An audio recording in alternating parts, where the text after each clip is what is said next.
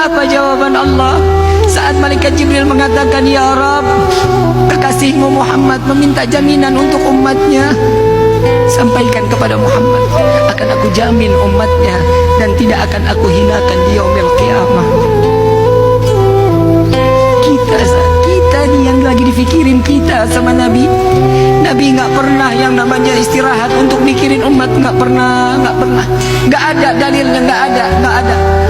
Saat dimana Nabi satu malam, saat dimana di rumah Siti Aisyah, satu malam Nabi terbangun dari tempat tidur, dicari oleh Siti Aisyah. Siti Aisyah terlelap dalam tidur.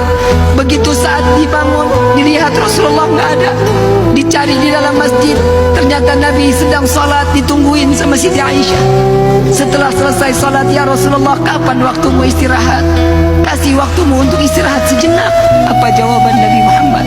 Jika aku istirahat, bagaimana nasib umatku di yaumil qiyamah? Jika aku terlelap tidur, bagaimana nasib umatku di yaumil qiyamah? Apa yang kau lakukan ya Rasulullah sehingga aku melihat engkau banyak di dalam gerakan salatmu? Apa jawaban Rasulullah? Ya Aisyah, setiap malam aku harus menggelar daripada sorbanku. Untuk apa ya Rasulullah? Tidak kurang setiap hari, setiap malam aku salat taubat di hadapan Allah 1000 rakaat. Nabi memegang kunci syurga. Nabi yang namanya berdampingan dengan nama Allah masih salat taubat 1000 rakaat. Siti Aisyah mengatakan, ya Rasulullah, engkau manusia yang maksum, engkau tidak ditempel dosa, engkau tidak akan diberikan suatu siksaan apapun. Kenapa engkau salat taubat begitu banyak ya Rasulullah? Apa jawaban Sayyidina Muhammad keluar dari lisan manusia yang dimuliakan oleh Zat yang Maha Mulia?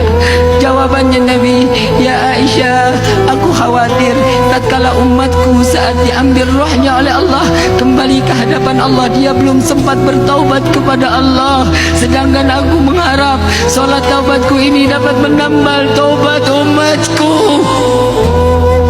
Huwa Muhammadah, dia adalah Sayyiduna Muhammad sallallahu alaihi wasallam yang menjaga kalian, yang bertobat demi kalian, yang pelipisnya berdarah demi kalian, yang menahan lapar dengan rasa sakit demi kalian umat Sayyiduna Muhammad.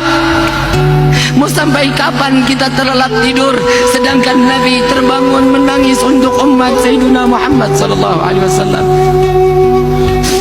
Jangan terlalu sinis dengan Sayyiduna Muhammad sallallahu alaihi wasallam.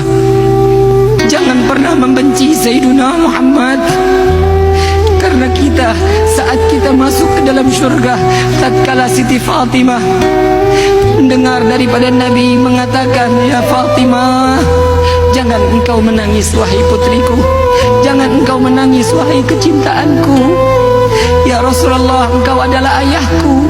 Sebentar lagi engkau akan berpisah dengan roh dan jasadmu. Aku tidak lagi dapat berjumpa denganmu ya Rasulullah. Dekatkan telingamu wahai putriku. Setelah wafatku engkau yang akan kembali kepada Allah. Setelah wafatku engkau yang akan kembali kepada Allah. Bukan gembira, makin nangis Siti Fatimah. Tatkala Nabi jika rindu dengan wangi syurga dicium kening Siti Fatimah, jika Nabi ingin dengar lantunan daripada telaga yang berada di dalam syurga, mendengar suara lantunan ayat suci yang dikeluarkan oleh Siti Fatimah binti Muhammad Rasulullah sallallahu alaihi wasallam. Ya Fatimah, bukankah ini kabar gembira wahai putriku? Bukankah ini kabar gembira wahai anakku? Apa jawaban? Ya Rasulullah, ini adalah kabar gembira, tapi engkau adalah kekasihnya Allah. Engkau memiliki kedudukan pastinya di dekat Allah. Sedangkan aku tidak akan bersama denganmu ya Rasulullah. Di mana jika aku ingin berjumpa denganmu? Jumpai aku di penimbangan amal baik amal buruk umatku ya Fatimah. Sedang apa dirimu ya Rasulullah? Aku sedang meminta kepada Allah dan memberikan syafaat kepada umatku agar timbangan pahala jauh lebih besar dibanding dosa mereka.